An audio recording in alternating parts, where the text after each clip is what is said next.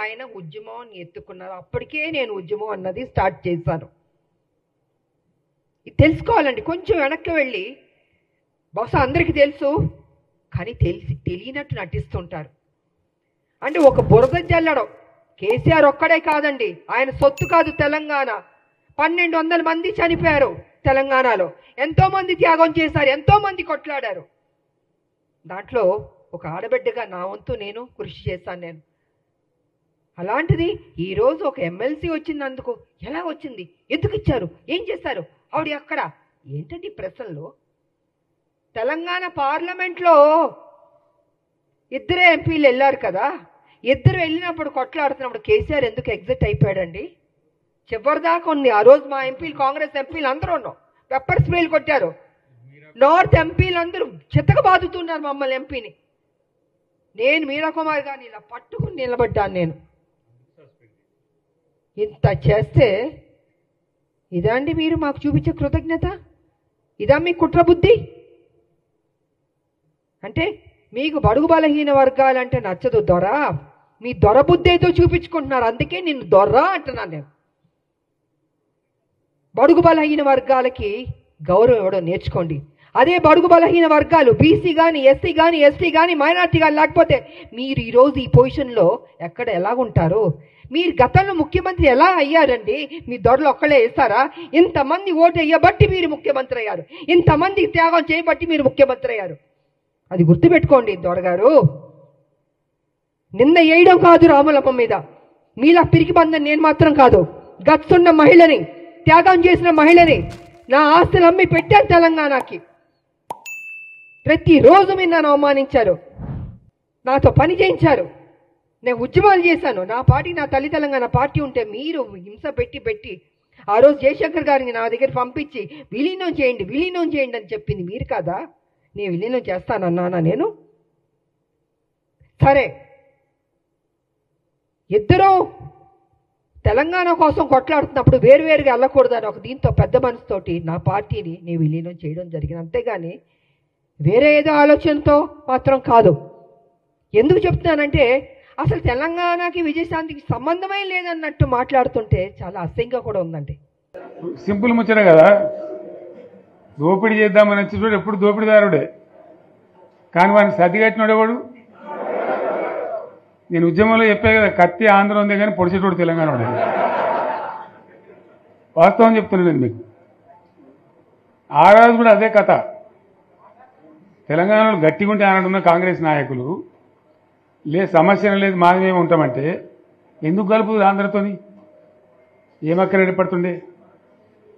మనోళ్ళ యొక్క తెలివి తక్కువతనము, బలహీనతనే మనల్ని జబర్దస్తి వంచబోయి ఆంధ్రలో కలిపింది. ఆ గోస 60 ఏళ్ళు అనుభవించినాం మనం. ఏం గోస అది నాకు అర్థం కాదు. లేక కాదు కదా, కరెంటుకి ఏం గోస పడ్డాం, ఏం పరస్కలాడు మనతోని. ఒకడు బట్టలు ఆడేయాలంటాడు, ఇంకోటి అంటాడు, జోకులు మన మీద. ఆ ట్రాన్స్ఫార్మర్లు కాలిపోవుడు, మనం లంచాలు ఇచ్చుడు, ఒకసారి యాడ్ చేసుకుంటే ఇప్పుడు మళ్ళీ కళ్ళకి నీళ్ళు వస్తాయి. ఎందుకు పడ్డాం అంత బాధ, అంత అవస్థ? ఆనాడు నేను వచ్చి తిరిగిన బాగా, కానీ నేను ఒక మంత్రిని మాత్రం నేను చేయగలిగేది తక్కువ. ఉన్నంతలో తిరిగిన మా బడంగపేట చెరువు కానీ, ఏడాకులపల్లి చెరువు కానీ, గొడిగాడిపల్లి చెరువు కానీ కొన్ని పనులేదో చేయగలిగినాం అప్పుడు చేసినంతలో. కానీ ఎందుకైనా మంచిది ప్రాణం పోయినస్తారని చెప్పి కొట్లాడినాం, దిగినాం. కొందరు వెనుక, కొందరు ముందు, మనోళ్ళు జమ కావడానికి ఆలస్యం పట్టింది, టైం పట్టింది, కానీ తెలంగాణ తెచ్చుకున్నాం. ఎక్కడ కనీసం ఒక్క మాట కూడా స్పీకర్ గారిని అగౌరవంగా పొరపాటును కూడా పెద్దలు జగదీశ్వర్ రెడ్డి గారు అనని. కానీ ఇవాళ అనని మాటను అన్నట్టుగా ఇవాళ జరగని తప్పునేదో తరిగినట్టుగా చిత్రీకరించి ఇవాళ మా గౌరవ సభ్యులు జగదీశ్వర్ రెడ్డి గారిని ఏదైతే ఈ సమావేశాలు ముగిసేంత వరకు సస్పెండ్ చేస్తున్నామని చెప్పి ఏకపక్షంగా నియంతృత్వ పోకడలతో ఈ రాష్ట్ర ప్రభుత్వం 5 గంటలు సభను వాయిదా వేసి ఢిల్లీలో ఉండే రేవంత్ రెడ్డి గారి ఆదేశం మేరకు గొంతు నొక్కి మా కనీసం ఉరిశిక్ష వేసే ముందు కూడా ఆ ఉరిశిక్ష ఎవరికైతే విధిస్తారో వారికి తమ వాదన చెప్పుకునే అవకాశం ఇస్తారు.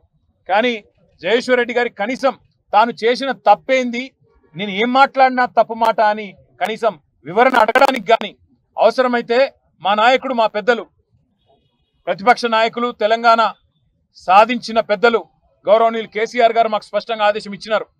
స్పీకర్ గారు పెద్దవారు, ఒకవేళ ఆయన బాధపడి ఉంటే ఏం పర్వాలేదు, మీరు విచారం వ్యక్తం చేయండి, తదనంతరం సభను సజావుగా జరిగేటట్టు సహకరించండి అని చెప్పి మాకు ఆదేశం ఇచ్చినారు. ఆ మాట మేమందరం కూడా, శాసనసభ్యులందరం కూడా పోయి స్పీకర్ గారికి, శాసనసభ వ్యవహారాల మంత్రి శ్రీధర్ బాబు గారికి కూడా స్పష్టంగా చెప్పొచ్చినాం.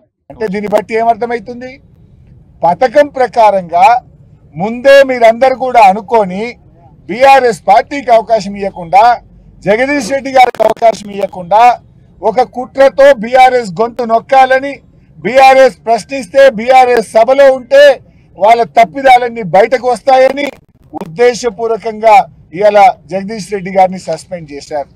ఇవాళ ఆ సభలో వారు ఒక విషయాన్ని ప్రస్తావించారు. కౌలన్ షెట్గర్ పుస్తకాన్ని తీసి సభలో మాట్లాడారు. వాళ్ళు చేసిన ఆరోపణ ఏంది, ఏకవచనం వాడారు అన్నారు. నిజానికి మా జగదీష్ అన్న ఏకవచనం వాడలే, మీ అన్నాడు తప్ప నువ్వు అనలే, నీ అనలే, మీ అన్నారు. మీరు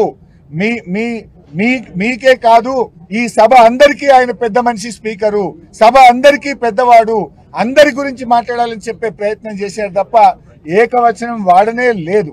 బట్ అయినా కూడా కౌలన్ షెట్గర్ పుస్తకంలో చాలా స్పష్టంగా చెప్పింది ఏంటంటే, there is no specific rule in the constitution or Kaulan Shedgar that bans the word you. అంటే ఏకవచనం వాడని కాన్స్టిట్యూషన్ లో గాని, కౌలన్ షెట్గర్ ఏదైతే మనం పార్లమెంట్ లో, శాసనసభల్లో ప్రామాణికంగా తీసుకునే పుస్తకంలో ఎక్కడ కూడా ఆ పదాన్ని బ్యాన్ చేయలేదు అని చాలా స్పష్టంగా చెప్పారు. వ్యక్తిగతంగా కమెంట్ చేసాడు తప్ప ఇంకో పని ఏముంది, నోరు ఉంది కదా అని మాట్లాడి డేట్ పడతాడు. పని వేయాలా, బాధ్యతాయుత పొజిషన్లు ఉన్న వాళ్ళు మాటలు తక్కువ వేయాలి, పని ఎక్కువ వేయాలి. నిన్న ఏం మాట్లాడిండండి ఆయన మీటింగ్ లో, బీజేపీని తిట్టిండు, కొద్దిసేపు బీఆర్ఎస్ ని తిట్టిండు. బీఆర్ఎస్ లో నన్ను కోర్టు తిట్టింది, ఆయనను ముఖ్యమంత్రి గారిని చివాట్లు పెట్టింది, నువ్వు ఆ కవిత గారి విషయంలో నువ్వు మాట్లాడొద్దని చివాట్లు పెట్టింది. సుప్రీంకోర్టు చివాట్లు పెట్టినటువంటి చరిత్రలో మొట్టమొదటి ముఖ్యమంత్రి మన కర్మగాలి, మన తెలంగాణ ముఖ్యమంత్రి రేవంత్ రెడ్డి.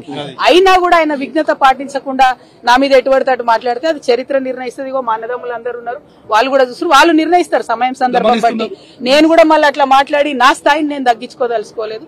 ముఖ్యమంత్రి గారు ఆలోచన చేసుకోవాలి. సుప్రీంకోర్టు చివాట్లు పెట్టినాక కూడా నన్ను ఏదో అంటే అనని, నాకు పోయేదేమున్నది, ప్రజలు చూస్తారు, ఆయన స్థాయి తగ్గుతుంది తప్ప నా గౌరవం ఏం తగ్గదు. ఒకటి. రెండు, అవన్నీ పక్కకు పెట్టి మీరు చెప్పిన మాట చెప్పినట్టు చేయండి. రైతులకు బోనస్ ఇస్తానని ఇయ్యండి.